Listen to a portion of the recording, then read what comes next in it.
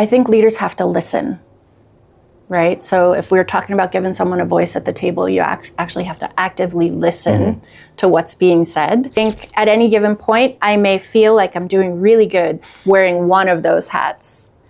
And then sometimes I may feel like I totally suck at all of them, right? Anything that's purposeful will require great attention.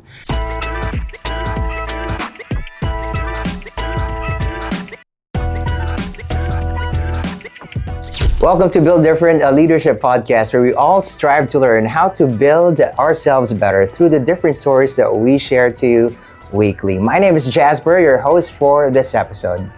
A world where inclusivity is a norm, diversity is celebrated, and equality is a given.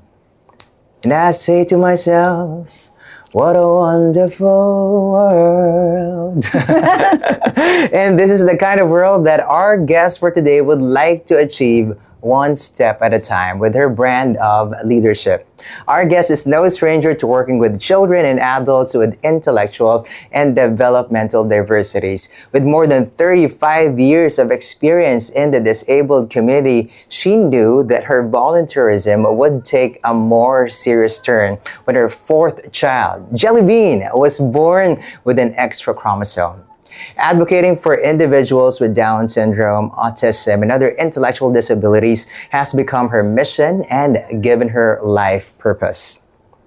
Best Buddies is a global nonprofit with a presence in 47 countries and has been running programs here in the Philippines since 2014. Through her website, Momma N Manila, I love this, her volunteer work, her motherhood, her lifestyle show, Kitchen 143, and as Executive Director of Best Buddies Philippines, she is confident that she is doing her small part in this world to further social inclusion for individuals of all abilities. Let us all welcome Michelle Aventajado. Woo! Thank you to our 5 million audiences right now. Everyone who's tuning in. Hi, Michelle. Thanks so much for joining us. Thanks for having me and Always a pleasure. Sharing our mission of inclusion with Of your course, listeners. as you can see, guys, You're if you wearing your could see, pin? I'm a volunteer You of Best Buddies. So we are in the the best space right now to talk about it.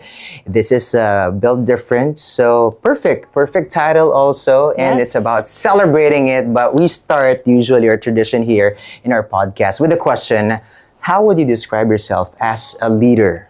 Yeah, so I think that's a question that I don't think I've described myself as a leader, right? I think there are so many things we identify as, and one of those things, I don't necessarily consider myself a leader, but I know in this sphere, in this community, I do have a responsibility. So I think I'm very collaborative in my leadership. And I think that has a lot to do with knowing that I don't know everything and that I can bring in more people, because in the nonprofit world, more is more. So collaborative in the sense that I'd like to learn from you. I'd like to learn from anyone else who walks in the door. And I'd like to share what we're doing as well, so everybody feels like they have a say. I think that is the perfect kind of leadership, though, in this kind of ecosystem that you're in, because it's really about, I think, enrolling people into the cause as well. Absolutely. And giving them voices, I suppose, Absolutely. in pushing for advocacies and whatnot. So, but of course, I know that this kind of leadership has taken an evolution in you. So let's go back maybe into you sharing your journey and what inspired you actually to move from New York to Manila. Right. What brought you here? That's such a good question. I've been here now 18 years, going on 19. I moved with my husband and 3 kids, then 3 kids. Now we have 4. Jelly joined our family. Gia was 7, Miguel was 4, Diego was 1. And we knew, Nino and I, our love story began here in Manila. So I knew that eventually we'd end up back in Manila at some point during our story. Taking the plunge and kind of like selling everything in New York and coming to make a life here in the Philippines was, it was big. I am Filipina American. I'm Filipina and American Italian. Yes. Right. So I really identified as Filipina, and felt that I was very Filipina until I moved here. And then I realized I'm very American in a lot of things. But I, as any third culture kid, I straddle both cultures. And I appreciate the nuances of both. And of course, know where I need to work on some things and kind of lean on one culture more than the other. So. No, that's a story. Well, we're glad that you're here, of course. Me too. In Manila, for sure, because I know that you've really brought an impact, I suppose, in the realm that you're working on right now. But of course, I want to find out, the roles that you sort of kind of play. And of course, I would love to know how it is for you in terms of your experience as a hands-on mom and a blogger. I mean, shaped you into becoming the kind of leader that you are. Right. That's such a good question, and it had me thinking. I really had to think about how to formulate my answer for this. I am a teacher by way of education, so I'm used to teaching and sharing and working with kids of all abilities.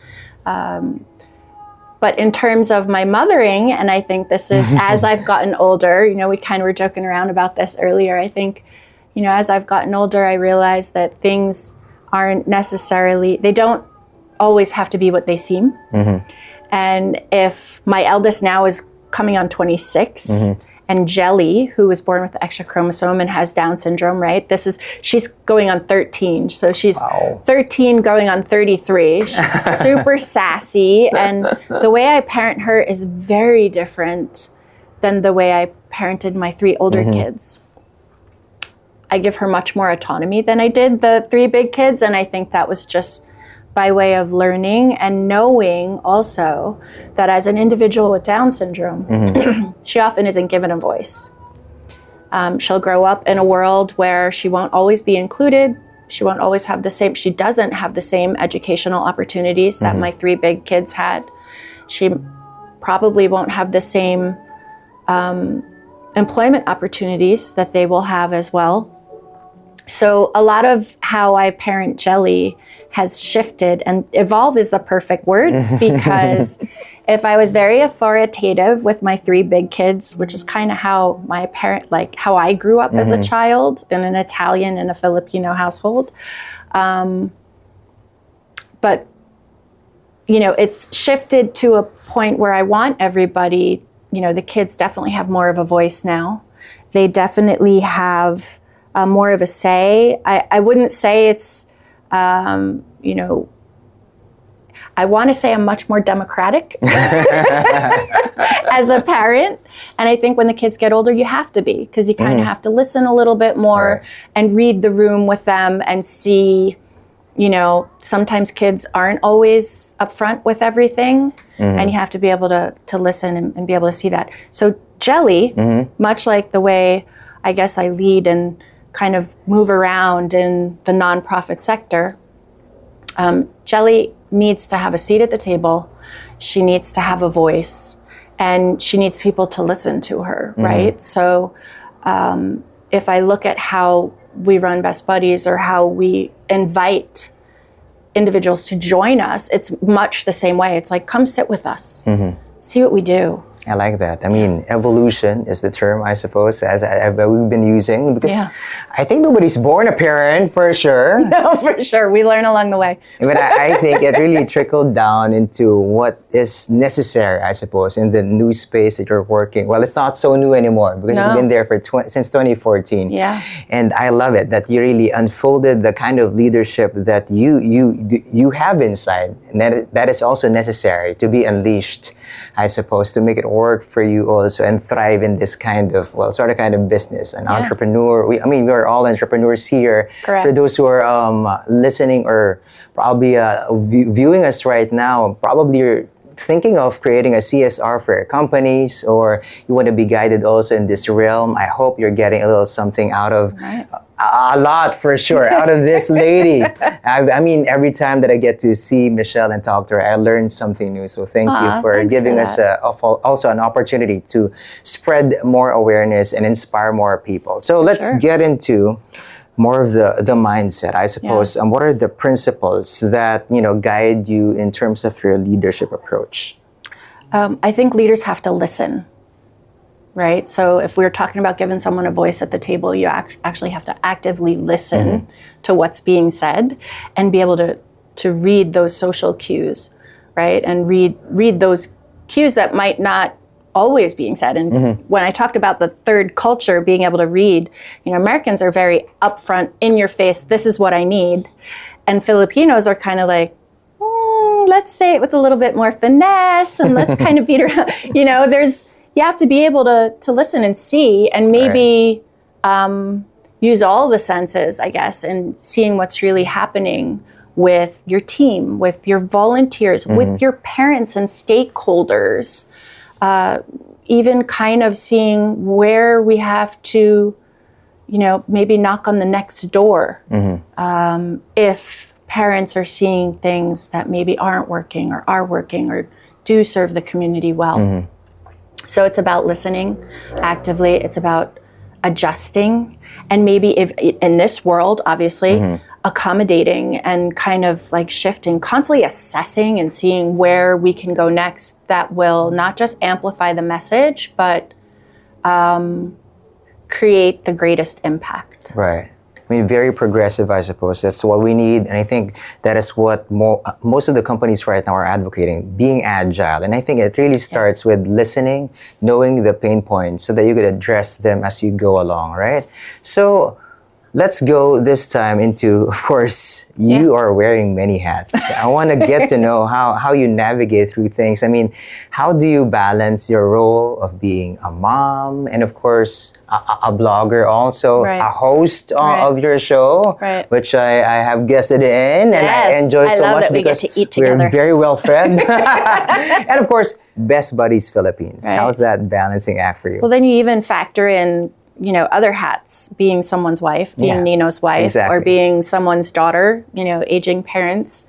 I'm definitely very much in the sandwich years. I have senior citizen parents that I kind of look after as well, and children that I'm still raising. I think at any given point, I may feel like I'm doing really good wearing one of those hats. And then sometimes I may feel like I totally suck at all of them, right? Off days. There's such a thing. I mean, if we're going to be honest about it, not every day is a great day, but some days can be amazing in, you have wins in the organization or you have wins with your parenting. Like you really feel like you connected with your kids and they feel heard and seen. Or wins with, your relationship that you got to work on every day.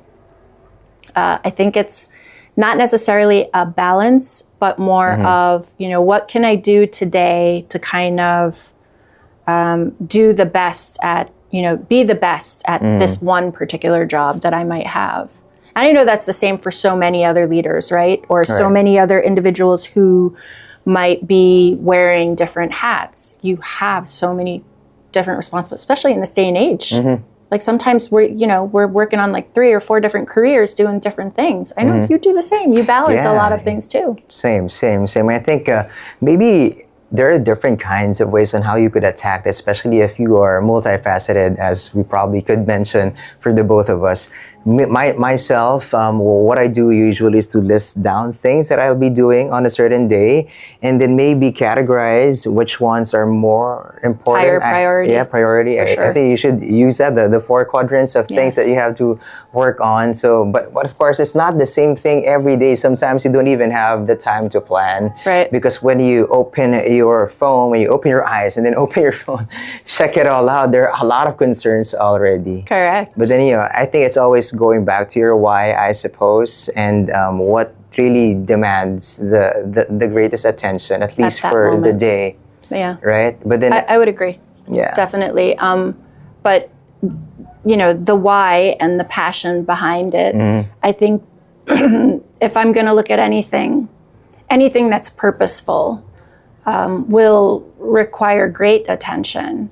And if you're that passionate about it, I think that's where, the endless energy that can come sometimes from all the different things. Like it's really inspiring to work in a community where you have other volunteers and other stakeholders who give so much of themselves. It actually inspires you to give more of yourself as well. Let's factor that in, I suppose, in you getting to navigate all the hullabaloos and all the noises right outside, that I think most of the successful leaders are able to identify that there are people, there's a community behind them. Sometimes we tend to really micromanage things, whereas there are a lot of people who are also able, that you're surrounded with, and you could delegate the job to, and they could still give you the best output possible, as long as you empower them and inspire them that, hey, you can do this, which I think is what you do, because you're very collaborative, right? Yes. I was going to actually say that's where the collaboration comes in. And when you give someone the opportunity to step up, it's kind of like they own it too. They're not just recipients or participants. They're stakeholders. They, they got skin in the game. Yeah. And when you have skin in the game, the purpose is there, and it's that much easier to, I guess, achieve any of the goals or milestones you set for the organization, because everybody's kind of working towards the same goal. But of course, it's not all the time that it's rainbows and butterflies, I suppose. So let's talk about a couple of the challenges you get to face, and how do you overcome these challenges in terms of your leadership? Well, I think, Jasper, it's really, there are barriers. There are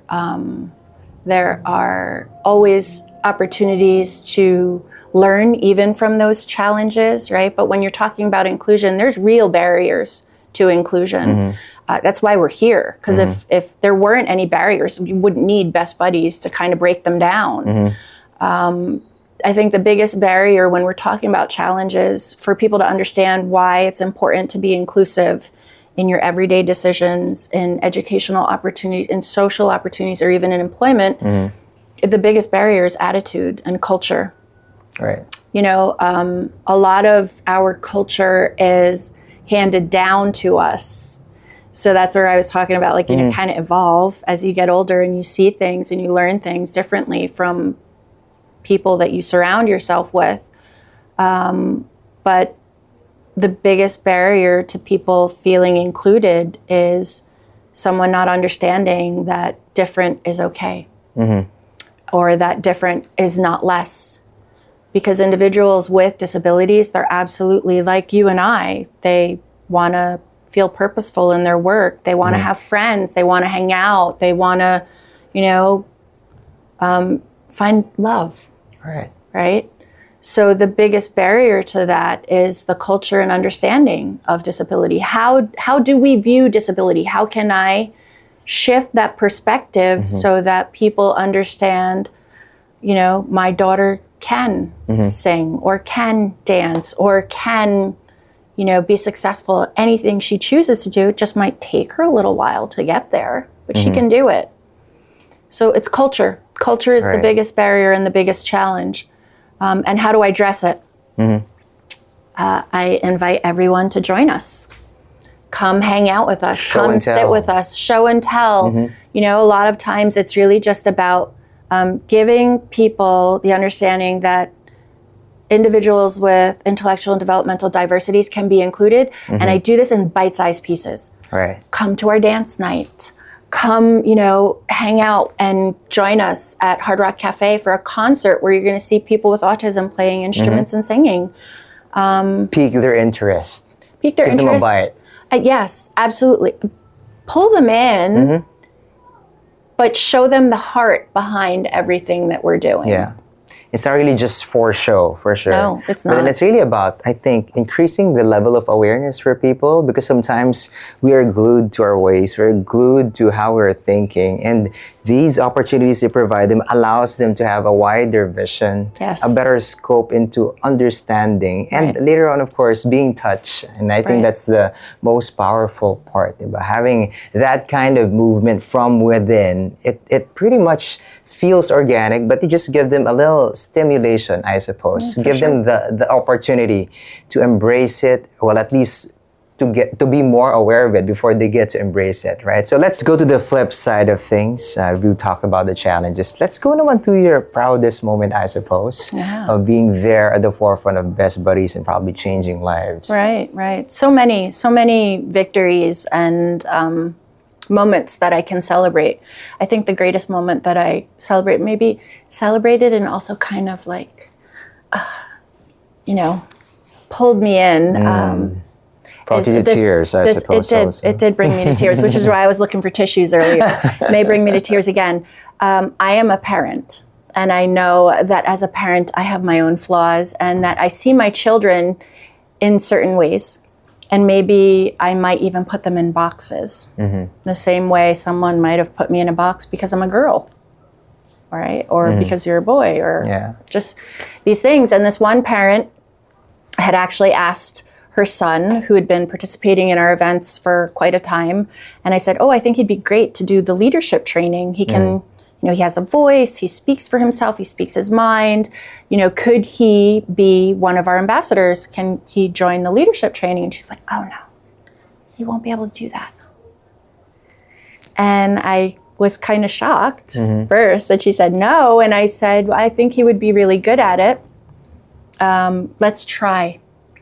Because of his condition, I knew he could speak very well. He expressed his thoughts very well. He just couldn't write or hold a pencil very well. I mean, he would take him some time, but if someone helped him and he could dictate, he would be able to do it. So he joined this leadership training. We had 5 or 6 sessions. It was during the pandemic. It was online. He joined every session. He participated. He was excited. He shared his story.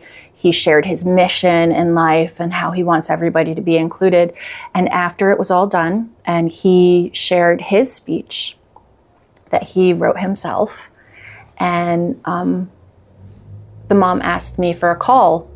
Could we chat? And I was like, oh no, maybe she didn't like it, or whenever a parent says, "Can I ask for a meeting?" It's always like, uh-oh, what's up?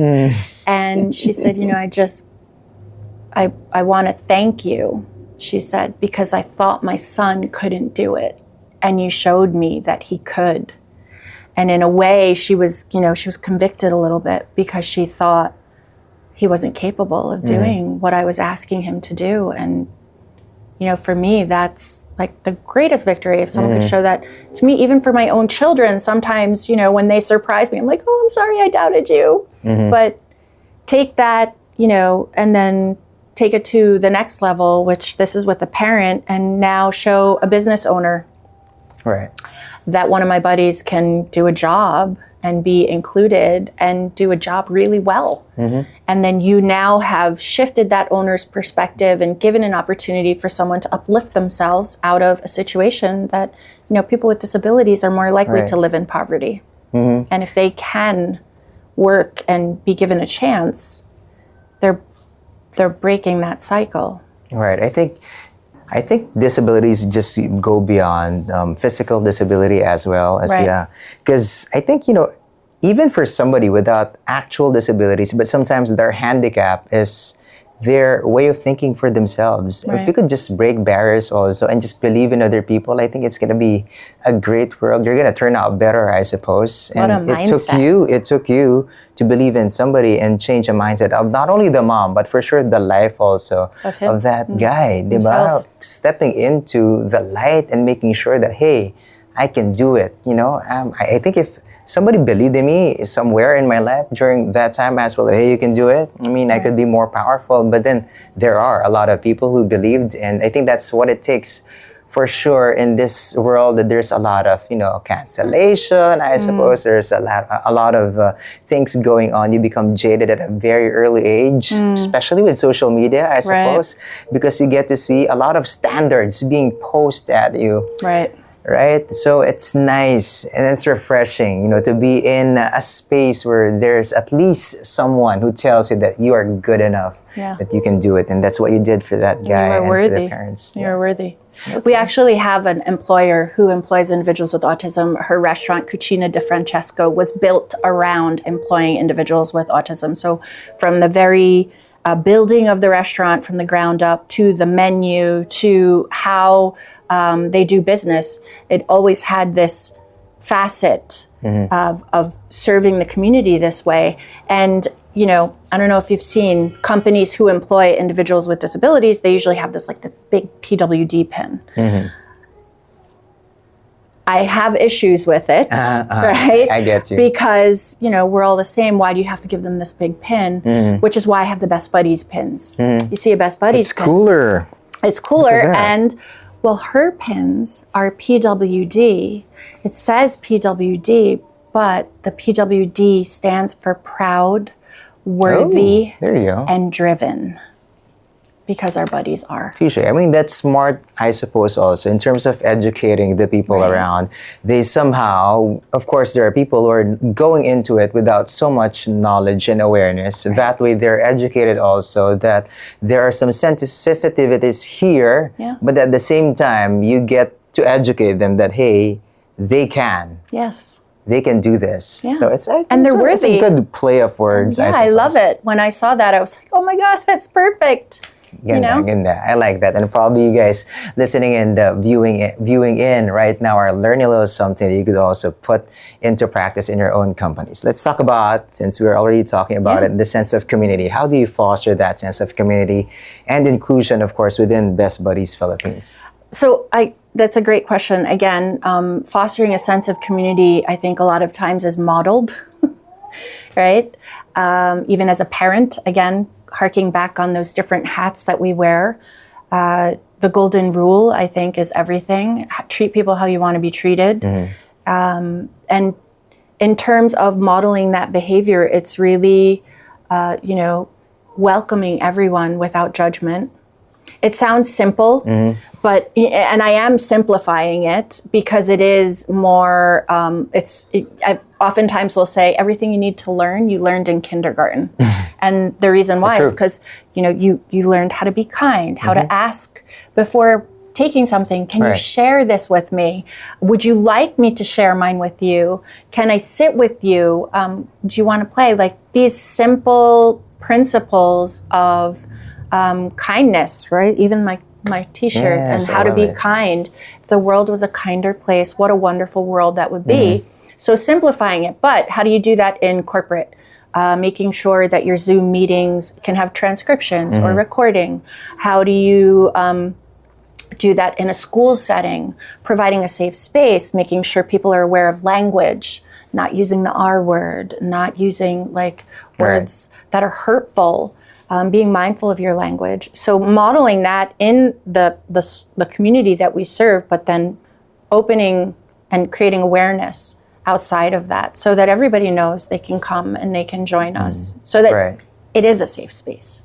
I like it. I mean, how you put it, that we could actually learn it from kindergarten. Yeah. We just lose it along the way. We do. We become jaded with all the experiences that we had. But it's nice to get into that childlike feeling, I suppose. I mean, you don't have to be an actual child to be able to, we just have to revisit the things that we have learned back then, or you might have lost along the way. It's even biblical, diba? Yeah. I mean, the Lord mentioned, learn from me, learn from a child, actually. So there was like a parable there, right? So which is still perfect. It's very applicable, especially in this day and age, I suppose. We'll lose that sense of a child in us that we should always keep, I suppose, especially in these scenarios for sure. Okay, let's get into a little technical, but then let's go to the strategies that you put in terms of advocating for individuals with intellectual and developmental disabilities. So strategies, obviously, within the communities and the schools, right? So our friendship chapters, our programs include one-to-one friendship, leadership, which I mentioned earlier, and employment. We also have support for parents.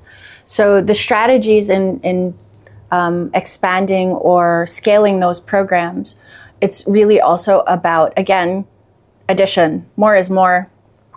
If I'm piggybacking on the education system, I don't have to be accredited by DepEd, but a lot of times we pair these schools, private and public schools, a general education school that does not have kids with disabilities with a SPED center. We bring them together. The strategy that I have, I often call myself, is I'm a farmer. And I am planting seeds of inclusion. I do this as young as elementary school. And then we follow the kids all the way up through middle school, high school, university. Because when those kids go out and graduate and they become HR professionals or they become entrepreneurs and they own their own businesses, they would have known and experienced what it's like to feel included and they would have known and experienced what it's like to be friends with someone with a disability. And their perspective, their view is much wider in understanding. So serving up inclusion in bite-sized pieces that are palatable, that are fun, that are easy, that tug on the heartstrings, as well as planting those seeds of inclusion in the kids, because we can sing like Whitney. I believe the children are the future. It's the youth. That's right. We're with the youth. That's right. I love it. I love the analogy also. Yeah. Because when you plant, then you grow something. There's going to be something coming out of it. So keep on planting. Yes, I'm ready. I can. Okay, some key lessons we want to find out that you've learned throughout your career that have shaped you as a leader personally. Well, I think mindset is everything, right? I can beat myself up if I made a mistake, but why would I do that? I learned. Even if you make a mistake, it's that's a learning experience, you know. You'll never know until you try. Right. Right? And if you don't try, who's losing out? That's right. The participants would be losing out if I don't try, if I don't ask, if I don't put myself out there. And that, I guess the biggest lesson is if I show someone what it's like to be inclusive, I'm giving them that option or that choice to choose to include. And, you know, 9 times out of 10, they're going to choose to include. Amazing. Because we all want to feel good about ourselves and feel good about including others. And while in the beginning, maybe it might be self-driven, the greater good definitely is important to any leader or to any member of the community or someone who's part of something. When you feel like you're part of something, I think it's easier to make that choice. Yeah, I think it's at the end of the day, when you say, for example, you have your own moment at home, you get to think, what am I doing this for? Right. If you're just, you know, you're not an island Right. for sure, and you know there are a lot of people around you. So I think you find sense in having that legacy, I suppose, and that legacy won't last without people. You're gonna be leaving it behind, Absolutely. right? So I think, you know, that's very human, I suppose. But you just have to activate it because sometimes we lose our humanity along the way, right?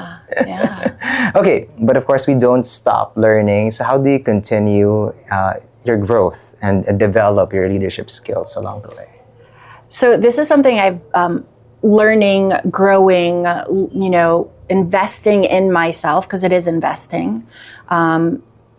Finding mentors or finding leaders, even doesn't necessarily have to be within the nonprofit community or the nonprofit sphere. I think, you know, looking at anyone who's successful or really good at what they do, learning from these individuals. And that doesn't necessarily, when I say mentor, I think a lot of people think mentor could be someone who's older and wiser. A lot of times it is, but you can learn from anyone, really. Right. So being open to those experiences, again, it's that mindset, consistently putting yourself out there,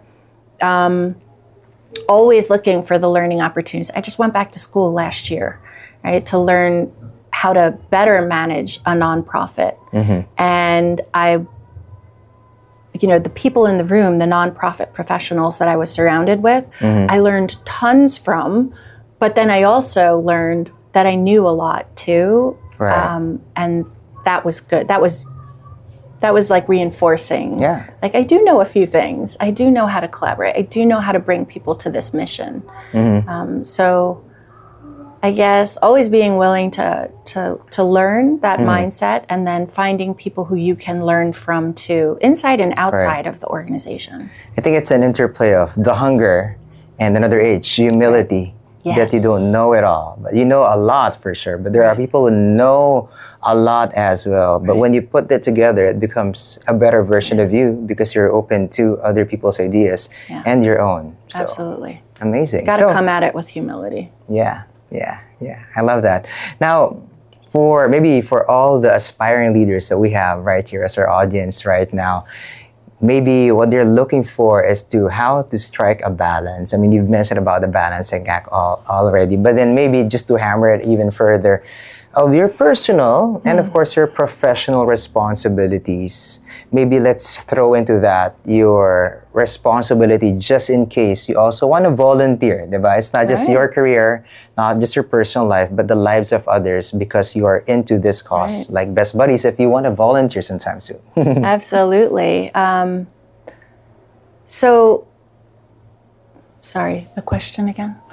The balance. For the other leaders. For the other leaders. This is for the leaders. Okay, so if you are finding your way and you're, in this position that you feel people are looking up to you or to lead this cause or to lead a company or even a group of people. I mean, it could be small or large. I think the advice that I would have would to always remain grounded in the purpose of it. Right? So harking back on that, because passion can only go so far if you don't find the purpose in what you're doing, which is where that energy can come from. Balancing it, I think, is also, we're going to talk about self-care, right? We just survived a pandemic where everybody was, concerned with mental health and well-being and all of these things. You can't pour from an empty cup. Right. So it's also about finding, grounding yourself in the purpose, finding time for yourself as well, celebrating those wins, those little wins, even if it's with a good cry. I feel like prayer is important too. Yeah. You brought up scripture earlier. Being open, again, I feel like it's just kind of summing up everything we already talked about to, if you were going to find yourself in a leadership position to, maybe even pulling back and saying, what does it feel like when someone leads you? And right? Yeah. And how do you want to be led? I guess kind of even looking within. True. A lot of empathy there, I suppose. Has to be, I think. I guess that's my leadership style as well. I guess that's why I'm collaborative. Very empathetic. Understanding I'm very feelings based in much of what I do. And there are good and bad things to that. There are good and bad things to that. But I think if it's the advice for the leaders, it's really to kind of consistently ground yourself in the purpose of it. And if you haven't found that purpose yet, maybe dig a little deeper, take some time to figure out what that is. That's what life is, right? Yeah. Finding your purpose. Yeah. Kudos to those who found their purpose already. But then for those who are still looking for it, go dig deeper, as you mentioned. You can. Find your purpose and then give it away. Okay, we found the purpose, I think, in Best Buddies. So I think let's look into the future now. So what are the long-term goals that you have for Best Buddies in the Philippines, and how do you plan to achieve them? Yeah. I think any good leader also thinks about succession and legacy. And, I love doing the work that I'm doing. And while I can imagine myself doing it forever, I want to pass it on to someone who is just as passionate and purposeful and maybe has the same vision for individuals with intellectual and developmental diversities. So my goals, I think, in the next 5 years, obviously, would be to be able to continue to expand and impact greater numbers of individuals with and without disabilities. Beyond that, 10 years, I want to be able to step away and kind of see it blossom. It's blossomed so much in the past 10 years. I can't even believe it's 10 years. Like when you think about it, holy smokes, it's 10 years already. Time flies. Jelly's 13.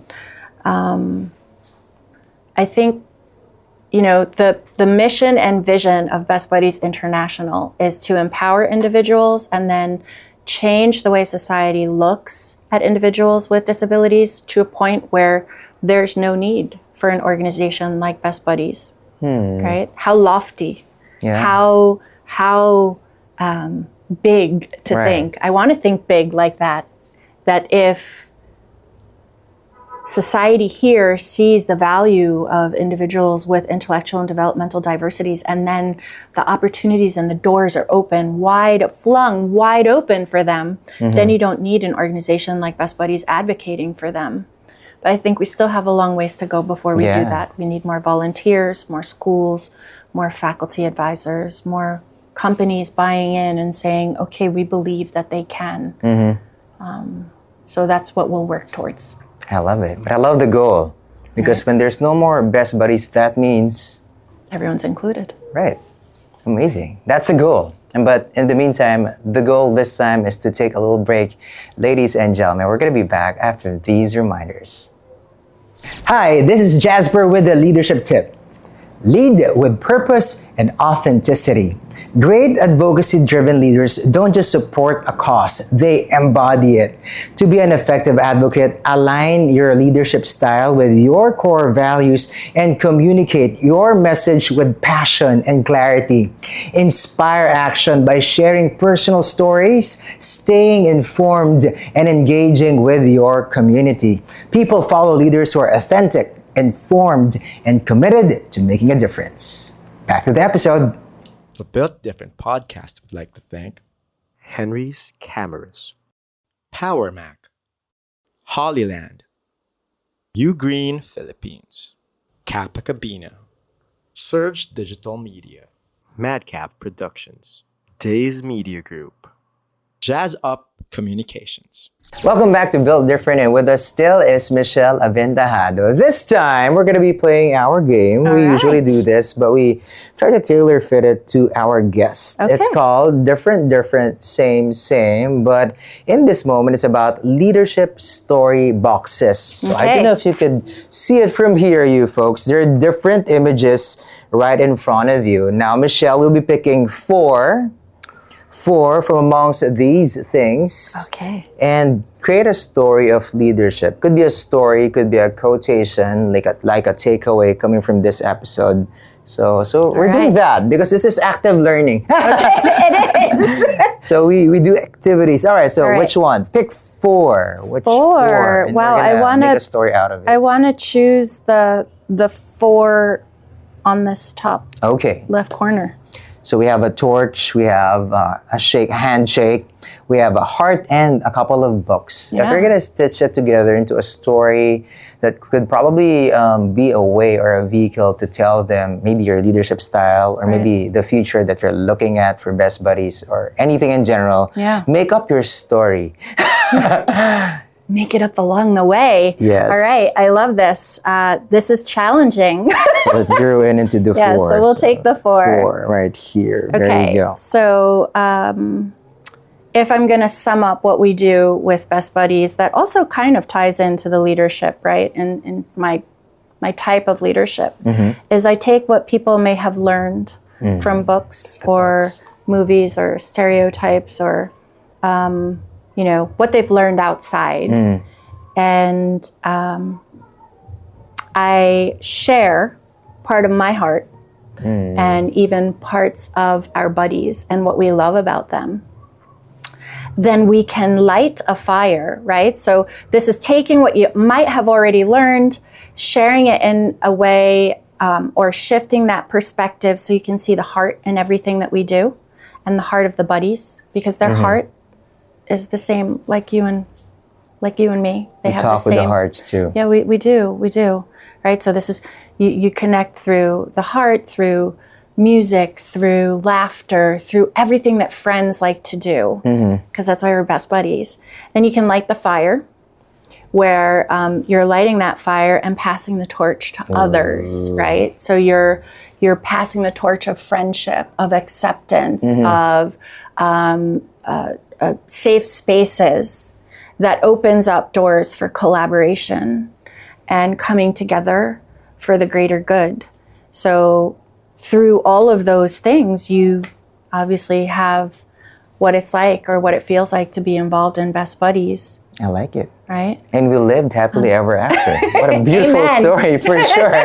Fin. It's been a beautiful episode for sure as well. Of course, a lot of stories right there, which we hope you guys could pull something from and apply into your own lives and to you being a leader as well. So thank you so much, Michelle, for Thanks joining for us. having me. Your last words, and probably invite them also to be a part of the cause of the Yes. movement. For sure. And evolve too. For sure. So I'll share a little bit. You can follow us on social media, Best Buddies Philippines, on Facebook, on LinkedIn. You could also follow us on Instagram at bestbuddies_PH. Check out our website. We have everything there, www.bestbuddiesph.org. There's opportunities to sign up and volunteer, opportunities if you want to learn how to employ or how to partner for employment. And we have really big coming up, the Friendship Walk, which is happening at the end of the month, and also a golf tournament. So you guys can find all that information on the website. See, all the fun activities rolling. So we gotta see you soon, guys, with Best Buddies, because you've got a friend in them. And me too. Absolutely. Be a part of it. And, just to wrap things up, ladies and gentlemen, we are all built different. And that is meant to be accepted, loved, and celebrated. We invite you to join us for the next episode. My name is Jasper Thompson. This has been Built Different. Bye. Thank you.